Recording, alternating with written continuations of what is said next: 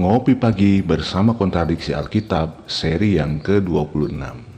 Apa kabar sahabat Cahaya Islami?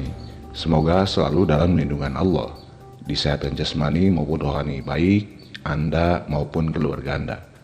Sebelum memasuki pembahasan kita, bantu dakwah kami dengan cara share sebanyak-banyaknya agar Anda juga ikut andil dalam menyampaikan kebenaran.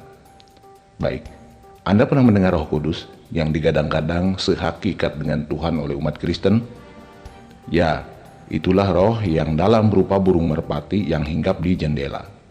Itu mah burung kakatua ya. Maksudnya di atas Yesus ketika dibaptis di Sungai Yordan, seperti kata Lukas 3 ayat 22.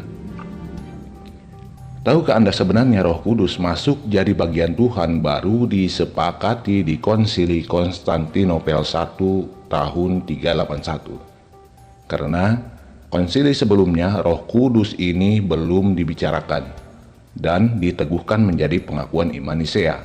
Karena terbukti pengajaran Makedonius sebelumnya mengajarkan bahwa Roh Kudus bukanlah Allah, tetapi hanya makhluk ciptaan yang hanya sebagai pelayan Bapa dan Putra.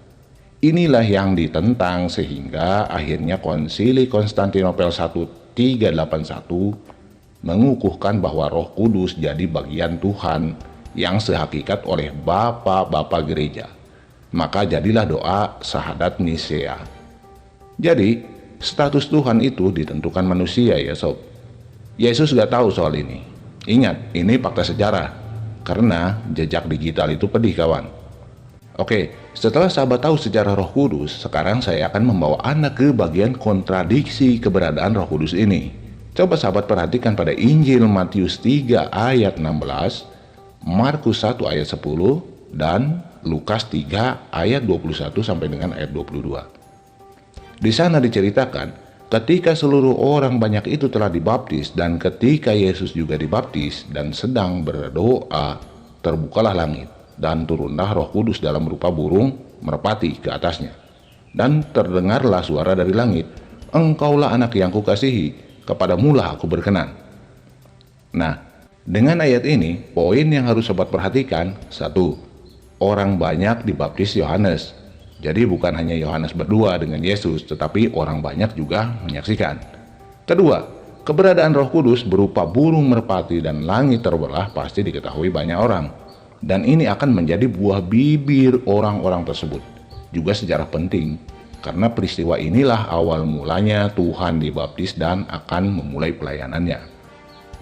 Nah, dari kedua poin tersebut sekarang kita akan menuju zaman Paulus. Zaman di mana Yohanes sudah tiada dan baptisan yang dipakai banyak orang turun-temurun adalah baptisan Yohanes. Artinya, sejarah Tuhan dibaptis dan penampakan Roh Kudus sendiri sudah pasti diketahui. Namun, apa jawab mereka ketika ditanya Paulus? Coba lihat di dalam Kisah Para Rasul 19 ayat 1 sampai dengan ayat 2.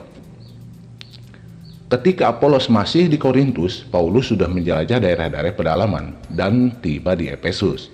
Di situ didapati beberapa murid, artinya murid yang sudah jadi pengikut, baik pengikut Yohanes Pembaptis maupun pengikut Yesus.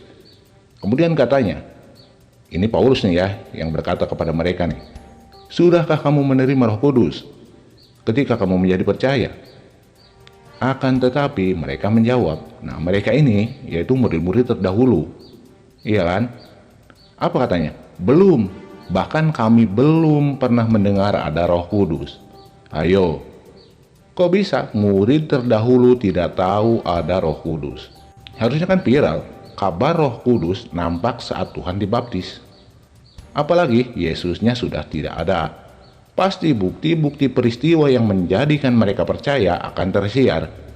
Karena jika mereka percaya berdasarkan catatan Injil kanonisasi atas nama Matius, Markus, Lukas, dan Yohanes, saya rasa tidak mungkin karena waktu itu surat Paulus sendiri belum dikanon jadi kitab suci.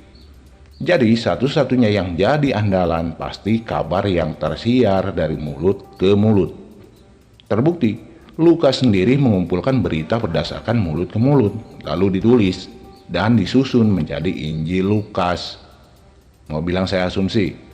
Lihat saja Injil Lukas 1 ayat 1. bagaimana kisah wartawan Lukas membuat Injil yang lalu dijadikan kitab suci umat Kristen. Jadi, kesimpulannya, cerita adanya Roh Kudus saat Yesus dibaptis cuma omong kosong, dan Roh Kudus jadi bagian Tuhan sendiri hanya hasil mufakat manusia melalui Konsili Konstantinopel I tahun 381. Bukan prakarsa Yesus ataupun otoritas Yesus. Makanya, ketika ada murtadin ngaku didatangi Yesus, itu hanya omong kosong. Tuhan kesiangan.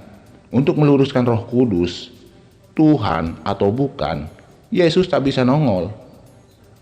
Coba saja Anda bayangkan lebih penting mana nongol ke murtadin ketimbang meluruskan paham seluruh umat manusia dalam tubuh Kristen sendiri, sehingga tidak perlu konsili untuk menuhankannya.